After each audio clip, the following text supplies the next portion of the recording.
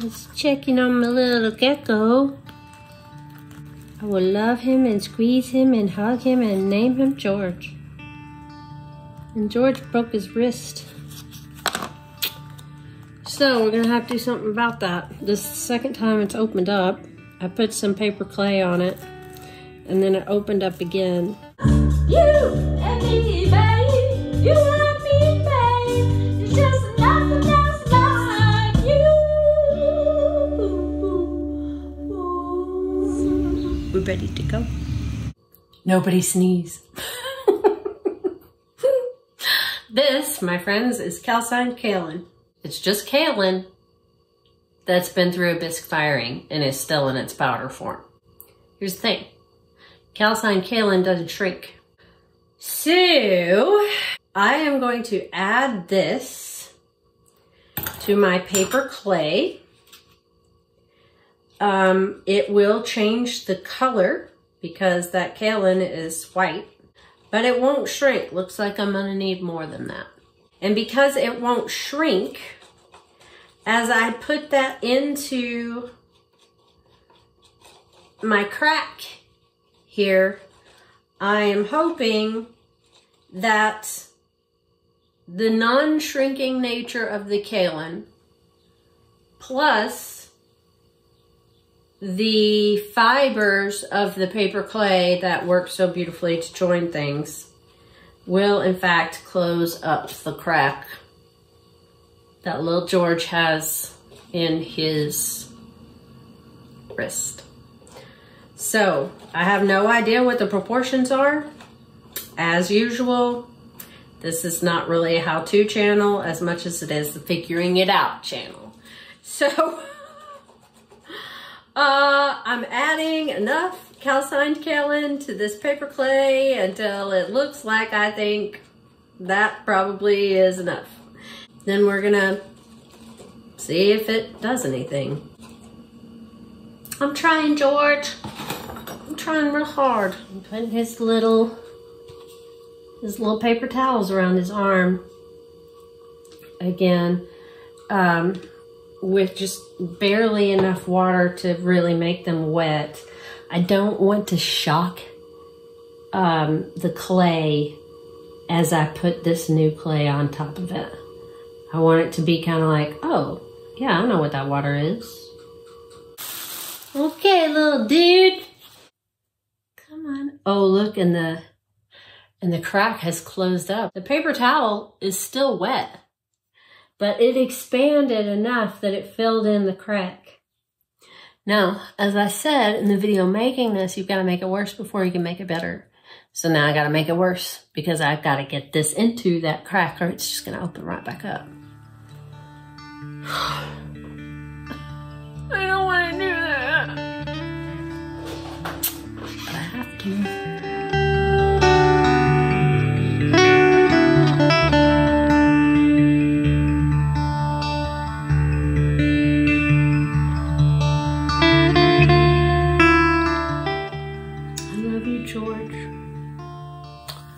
Now we just have to sit and wait. I very often say to my husband, I can't not be me. But today, I really, really wish that I could.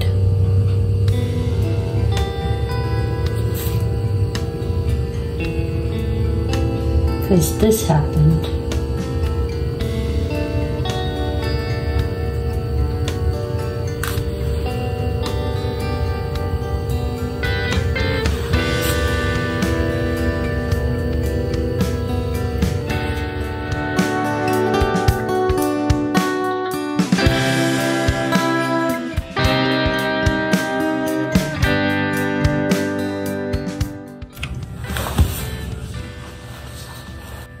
I've got him quasi put back together again.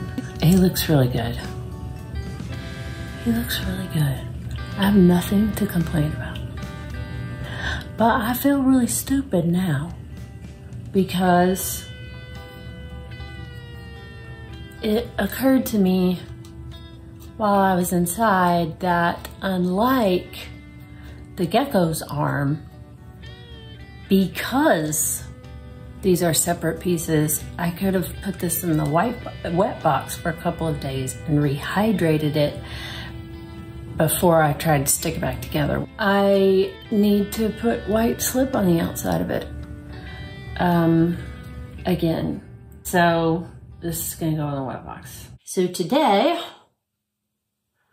the task is to yet again paint these with slip. The rest of the castle is pretty much bone dry. Unfortunately, that means that these pieces will dry separately from the main castle, which isn't ideal, but I put these pieces on the castle yesterday and they seem to fit even though they're large.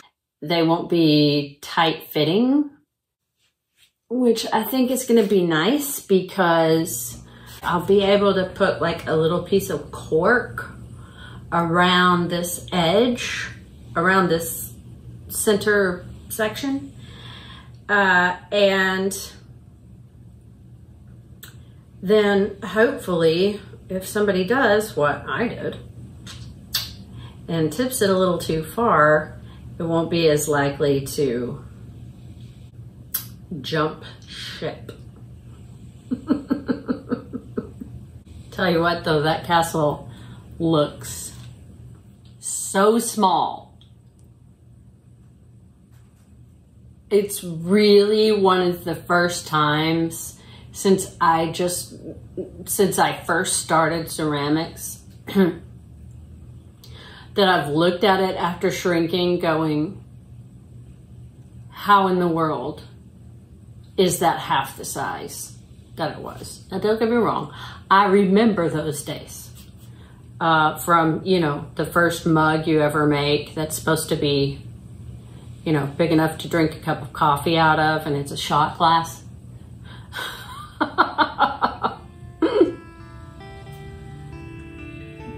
What can you do? The time has finally come to put that into that. Wish me luck.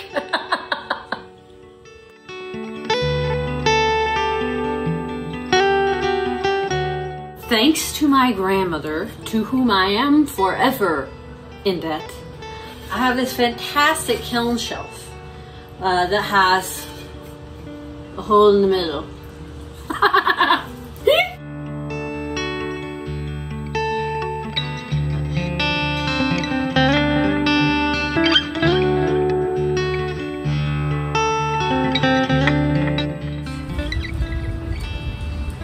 I'm gonna have to undo that. I don't think there's enough room for the glaze on this piece and the glaze on this piece to be far enough apart that they won't fuse together.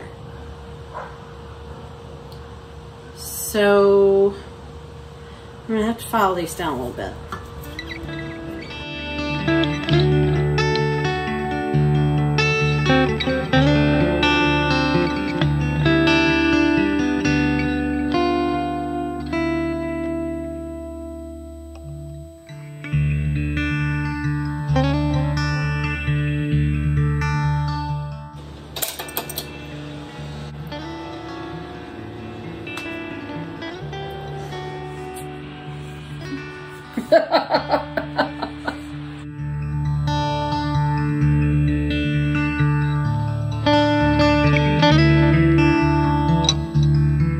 She's all in one piece. Okay.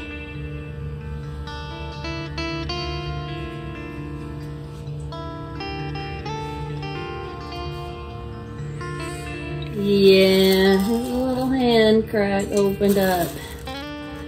But now that it's opened up, I can put more stuff in there. See the little gecko's arm? What am I gonna do with you? Does not look like it goes all the way through. That's something. but you're kind of asking for it when you put a thin piece in between two really thick pieces. That's just, you're asking for it. So we'll have to figure that out.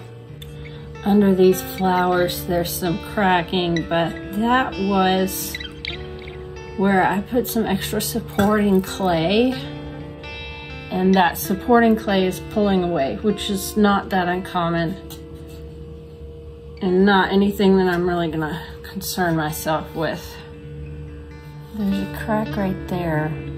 It's probably just part of the texture that cracked. So I have found not one crack that goes all the way through. Now that means nothing at bisque stage.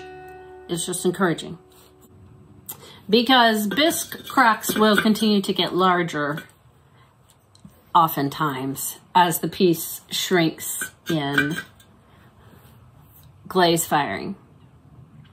However, it does mean that if you do have a crack that goes all the way through, you're going to have issues in glaze firing. So we are hoping that we don't have any issues in glaze firing. The patches on these pieces, they really just look really good. When I fixed this one with the paper clay and the calcined kaolin, I did not hydrate the clay before just putting the paper clay on the piece. I did hydrate George's arm. I wrapped a little paper towel around George's arm. It kind of makes me wonder if I had not done that, if the paper clay would have not pulled apart again, because there wouldn't have been as much movement. Here we go. That's making sense now, because there wouldn't have been as much movement in the clay after I put the patch on if I had put the patch on at bone dry, like I did with this one. And that's the brilliance of paper clay and bone dry, is that it will adhere to bone dry and soak in. That also makes me kind of encouraged as far as George is concerned, because when I patch it again, now that it's bisqued, it should have no issues whatsoever. Should just shrink right into that crack. This one, I did hydrate it. I did put it back in the wet box and then put the patch on it. But number one, it wasn't a crack, so there was no opposing forces. It simply had to shrink back to the piece. And number two, it was very, very small. So how long is it gonna take for me to get this glaze fired? Well,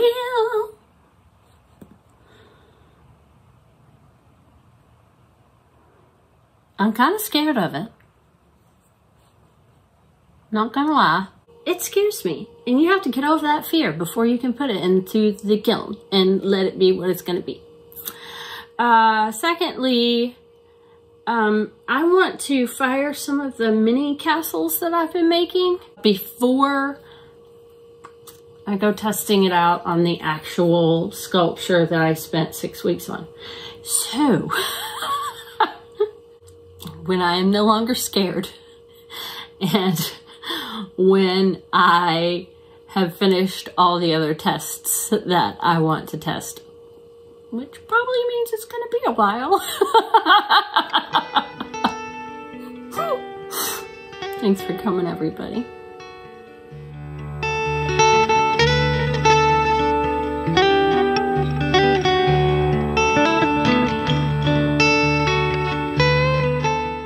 Even though they're not fully dry and not shrunk.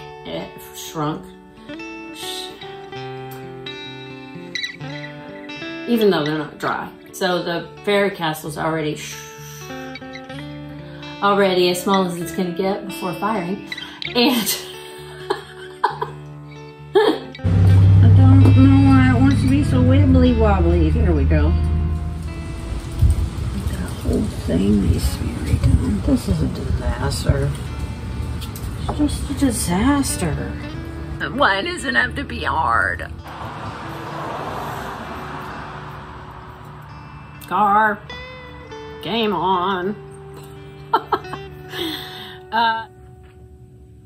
Clay is so cool. Support your favorite fairy house maker through the Buy Me a Coffee link in the description, or head on over to callistemily.com to get a fairy of your very own.